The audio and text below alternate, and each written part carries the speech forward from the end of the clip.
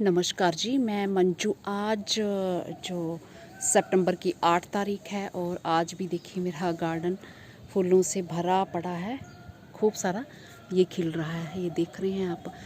तो आज मैं ये बताने वाली हूँ कि कोई मुझे कमेंट आया था और कई बार ये कई भाई बहन पूछते हैं कि मैं रेगुलरली किन जो फर्टिलाइज़र का इस्तेमाल अपने गार्डन में करती हूँ।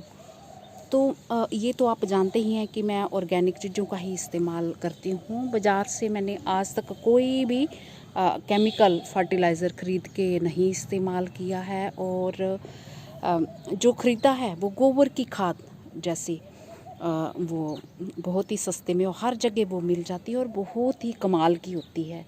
बात ये नहीं है कि वो सस्ते की तो है, पर वो बहुत कमाल की भी होती है। तो गोबर की खाद का मेरे गार्डन में जो जब भी इस्तेमाल होता है वो होता है। हाँ, वर्मी कंपोस्ट भी बहुत ही बढ़िया खाद होती है, बट वो मुझे जैसे बहुत कम मिलती है तो फिर मैंने किया है उसका इस्तेमाल।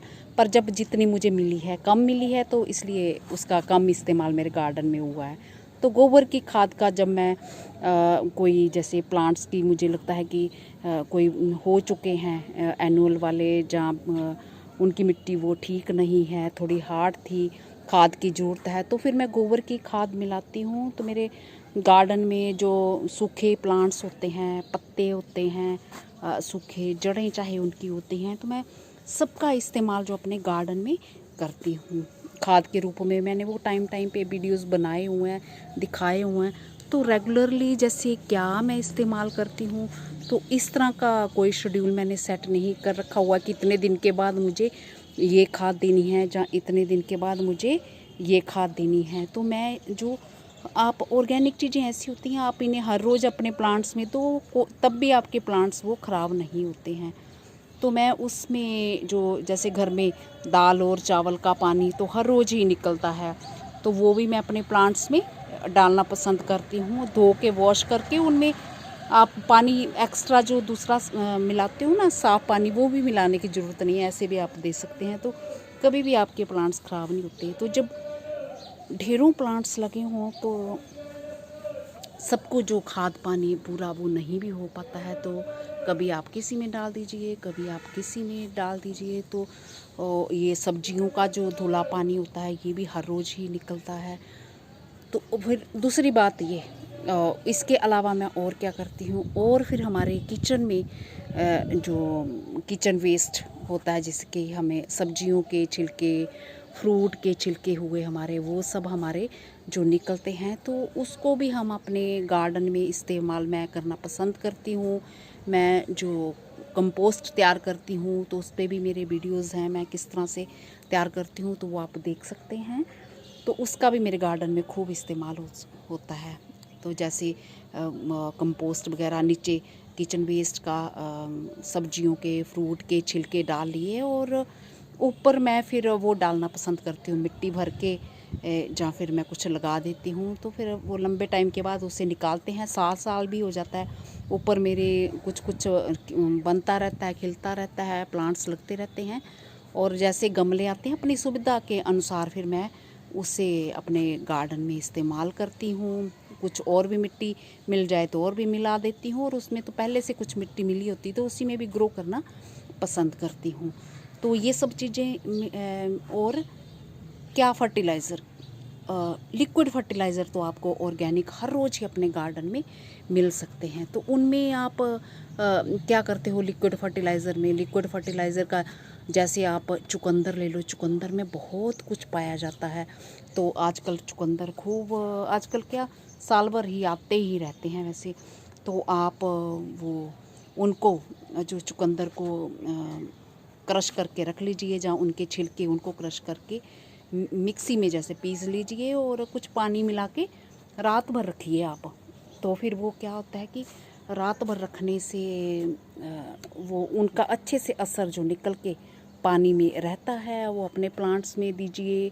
और जो भी सब्जियों के जैसे छिलके वो भी आप कर सकते हैं। और मैं क्या चीज़ें इस्तेमाल करती हूँ, जैसे बरसात के टाइम आजकल आपने देखा ही होगा कि कोई जहाँ बाज़ार से दालें लाते हैं, जहाँ आपके पास पड़ी, आप केयर नहीं सही से कर पाते हैं, जहाँ कई बार हो जाता है कि केयर थोड़ी सी रह जाती है तो वो उसमें कीड़ा लग जाता है। तो कभी भी दालों को आप बेकार में मत फेंकिए, उन्हें आप जो कंपोस्ट जिसमें बनाते हैं कंपोस्ट बिन में डाल दीजिए। तो उनके जो बहुत ही न्यूट्रिएंट्स तो उन्हीं में ही रहते हैं, तो निकल के जो आते हैं तो वो जो सड़ गल जाएंगी और उनकी अच्छी जो खाद है आपके प्लांट्स के लिए तैयार हो जाएगी। तो गार्डन आपका हरा भरा दिखेगा। तो ये सब चीज़ें मैं अपने गार्डन में इस्तेमाल करती हूँ। तो ये देखा कितना आसान है ऑर्गेनिक लिक्विड फर्टिलाइज़र बनाना। तो और मैं किस चीज़ से ऑर्गेनिक लिक्विड फर्टिलाइज़र बनाती हूँ तो ये भी मैं दिखाती हूँ। तो इस तरफ अभी धूप नहीं आई। ये खूबसूरत जो बेल बडेलिया की आप देख रहे हैं, तो इसके नीचे जो एक मेरा कंडम ये ड्रम है, ये देख रहे होंगे, ये टूटी हुई इस पर ये उस तरफ हो गई, वो लगी होगी। तो मैं तो इसी में से निकाल लेती हूँ। तो इसमें इस ड्रम में मैं क्या डालती हूँ, जो जितना किचन वेस्ट आता है ना वो मैं डाल देती हूँ। मैं दिखाती हूँ किस तरह से भरती हूँ मैं इसको।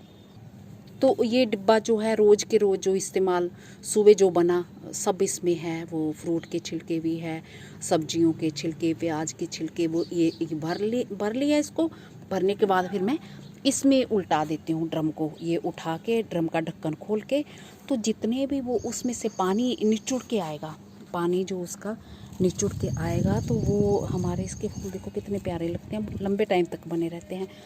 तो वो जो असर है पूरा दिखाएगा। और सूखी जैसे पत्तियाँ, ये बड़ी तेज़ धूप अभी इसमें आएगी, पूरा दिन फिर रहती है तो सूखती हैं पत्तियाँ। तो ये भी तोड़ के फिर मैं इसमें, मिट्टी तो इसमें कम है, ये देखिए मैंने ये भरी हुई है सब, ये मैं आपको दिखाती हूँ।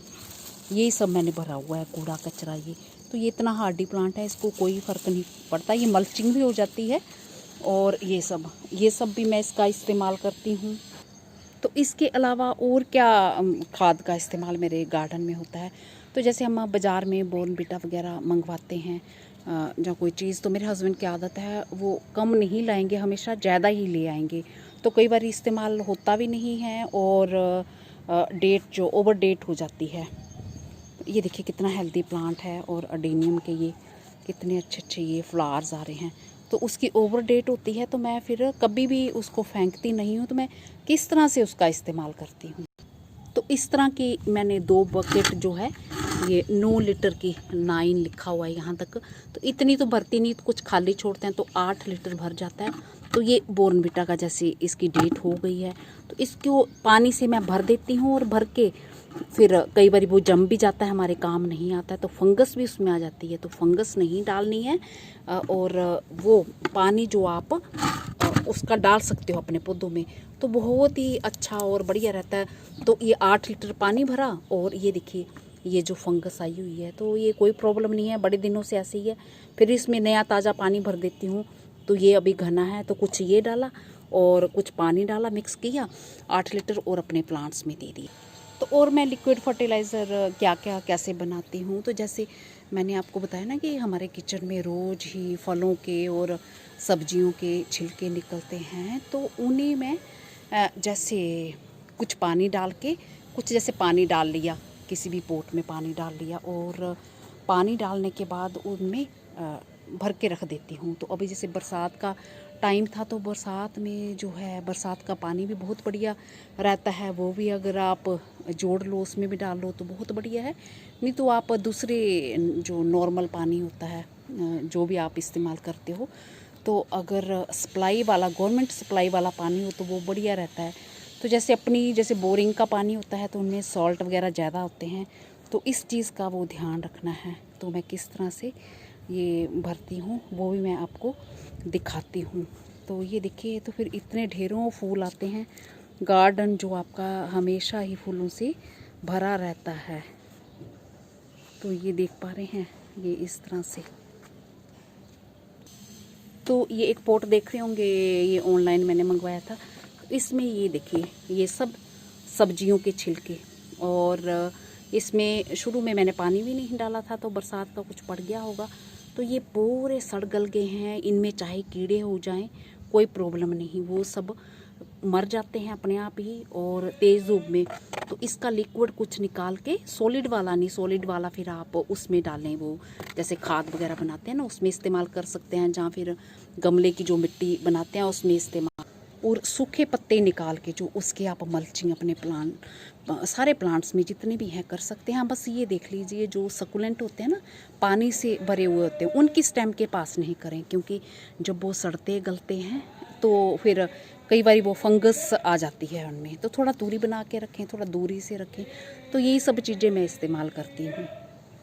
तो मेरा ख्याल है अब आप समझ गए होंगे। और मेरे गार्डन की आज 8 तारीख को भी आपने सैर कर ली। तो मेरे किसी भाई बहन ने पूछा है कि ये कोसमोस जो मैंने बहुत लंबे वाले ये ऊपर तक दिखाए हैं, गमले का साइज़ क्या है। तो मैं ये 8 इंची के पोट में भी ग्रो कर देती हूँ और छोटी सी टोकरी में भी लगा देती हूँ।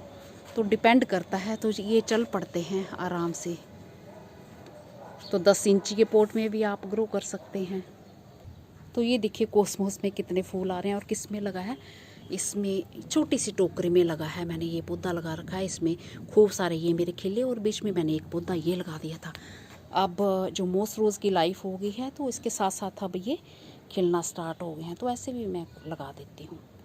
और हमारे घरों में जो लस्सी बनती है, पनीर का पानी होता है, तो वो जो मैंने बकेट दिखाई है ना 8 लीटर की, क्योंकि मैं छोटी सी बकेट में जो है ये सब बनाना पसंद करती हूँ, और ताकि मुझे उठाने में सुविधा रहे, तो मैंने 2 बकेट इस तरह की रखी हुई हैं।